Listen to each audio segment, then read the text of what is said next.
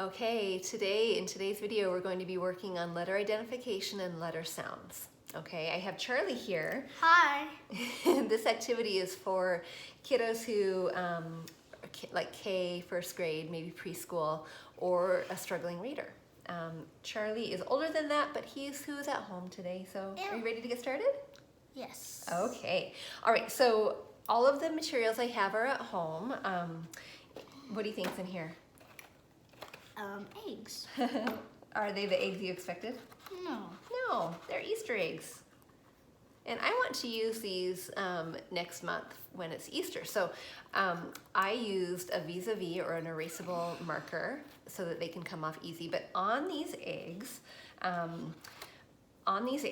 have written different consonants. On the top part, I wrote the capital letter. On the bottom part, I wrote the lowercase letter. Okay, if you're working with a beginning reader, someone who's just really starting to work on their sounds, you want to not use any vowels.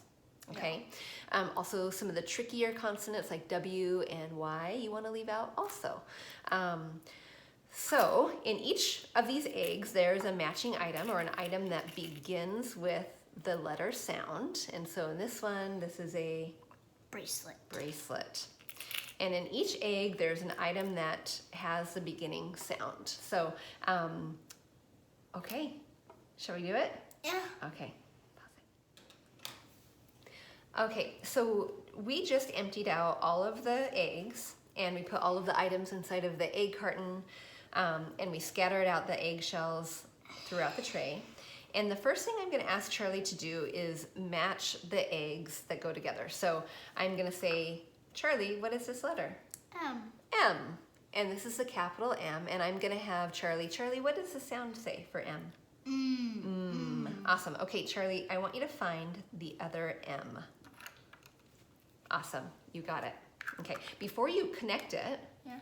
I want to see if you can find an object in here that begins with the M sound.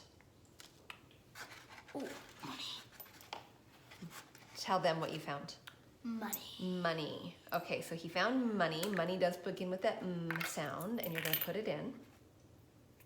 Awesome. You got it. Okay. How about this? G. And what does G say? G. G. What item has the G sound at the beginning? Oh, gum. Gum. Do you like gum? Oh, yeah. Yeah, I like gum too. Okay, so a couple things are happening. Go ahead and keep going while I'm talking. A couple things are happening. He is matching, he's corresponding the capital letter with the lowercase letter. He is also finding the object that has the beginning sound. As readers advance in their reading skills, what's going to happen is they begin with the initial sound of the word, and then later on they can start hearing the ending sound of the word. So if this is an easy task for your kiddo, then maybe you put an object in there that has, it ends with that sound. So for example, I might put gum in the M because it ends with the M sound. Okay.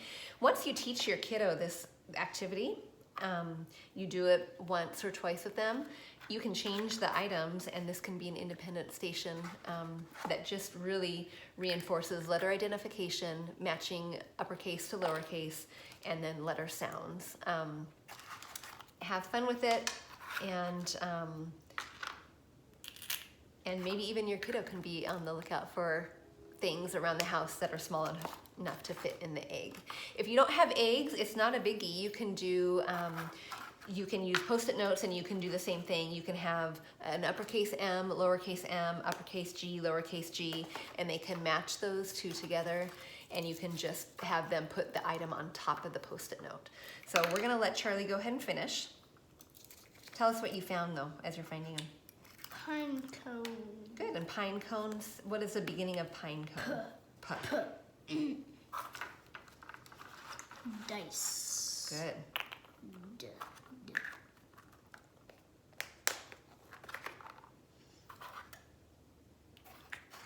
Ooh, What did you? candle. Candle. Good. What letter is that? C. No, and that one got ripped Good, off, the good. lowercase c. That's okay. No. Oops. That's okay. That's okay. And what letter did you grab? R. What does R say? Er. Good. So he's also using his fine motor skills in order to shut these. That's kind of tricky for little fingers to shut them and open them. And then Charlie, I'm going to have you come right back, and I'm going to have you do one more thing. Okay? Thanks for grabbing that. Okay, so now I'm going to have you do one more thing because I can see it here. So you can turn this into a counting activity as well. How many orange do we have? 1, 2. You say this is yeah. orange. 3, I would say that's orange. 4. Okay, so how many oranges do we have? 4. 4 oranges. How many yellows do we have? 1, 2. And That's maybe mostly- 2.5. It's kind of yellow. Okay, maybe 2.5. Awesome. How many blues do we have? We're going to count these two as blue. 1, 2, 3, 4, 5, 6. 6. Okay, awesome. So you can turn that into a math activity as well.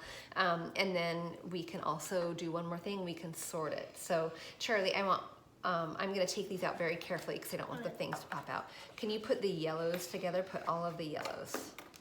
Okay. Awesome. Now I want you to put all of the oranges together.